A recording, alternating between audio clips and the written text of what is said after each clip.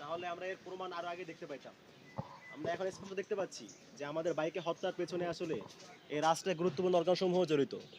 এখানে আরো অনেক বড় বড় মহল জড়িত, কিন্তু তাদের বিষয়ে আমাদের ইন্টারিম এখনো চুপ করে রয়েছে।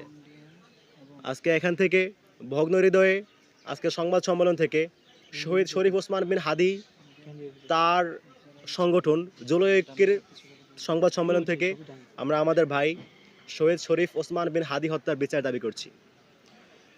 প্রিয় সাংবাদিক বন্ধুগণ, আপনারা জানেন বিগত জুলাই গণ অভ্যুত্থানের মধ্য দিয়ে আমরা একটা দীর্ঘ ফেসিবাদের সময় পার করে এসেছি। সেই দীর্ঘ ফেসিস্ট আমলে আওয়ামী লীগ আমাদের সামনে অবতীর্ণ হয়েছিল এই দক্ষিণ এশিয়ার সবচাইতে বড় সশস্ত্র জঙ্গি সংগঠন হিসাবে। তারা একটি জঙ্গি সংগঠন হিসেবেই আমাদের রাষ্ট্রের প্রত্যেকটা নাগরিকের ভাতের অধিকার, ভোটের অধিকার কেড়ে নিয়েছিল। রাষ্ট্রের প্রত্যেকটা নাগরিক, বিরোধী মত পোষণকারী নাগরিক, বিরোধী মত পোষণকারী রাষ্ট্রের অর্গান সবগুলোকে তারা হিউমিলেট করে এসেছিল। এখন কথা হচ্ছে, তারা যে আমাদের উপরে এই দীর্ঘ সমাজের অত্যাচার চালিয়ে এসেছে, এগুলোতে আসলে কারা সহযোগিতা করেছিল? আপনারা জানেন এই জাতীয় পার্টি সহ 14 দল আওয়ামী লীগের সহযোগী, তারাই আওয়ামী লীগকে পুষ্টি জুগিয়েছে আওয়ামী লীগ হওয়ার জন্য। তারাই আওয়ামী লীগকে পুষ্টি জুগিয়েছে একটি খুনি সশস্ত্র জঙ্গি সংগঠন হয়ে ওঠার জন্য। আপনারা দেখেছেন এই 14 দল জাতীয় পার্টি এরা কীভাবে বিগত যে প্রহসনের নির্বাচন 3টা সেগুলো তারা বৈদ্যুৎ উৎপাদন করেছে।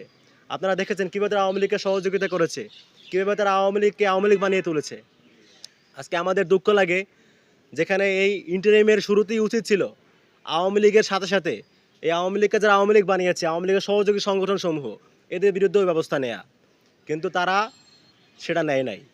আপনারা জানেন আওয়ামী লীগের যে সমস্ত অপকর্ম, তাদের বিরুদ্ধে আমরা জুলাই ঐক্য শুরু থেকেই সোচ্চার ছিলাম এবং আমরাই মোটামুটি আন্দোলন শুরু করে আওয়ামী লীগের কার্যক্রমকে নিষিদ্ধ একটা পর্যায়ে নিয়ে এসেছি এবং শুরু থেকেই আমরা আওয়ামী লীগের সহযোগী এই সমস্ত সংগঠনগুলোর বিরুদ্ধে ব্যবস্থা নেওয়ার জন্য আহ্বান জানিয়ে এসেছি।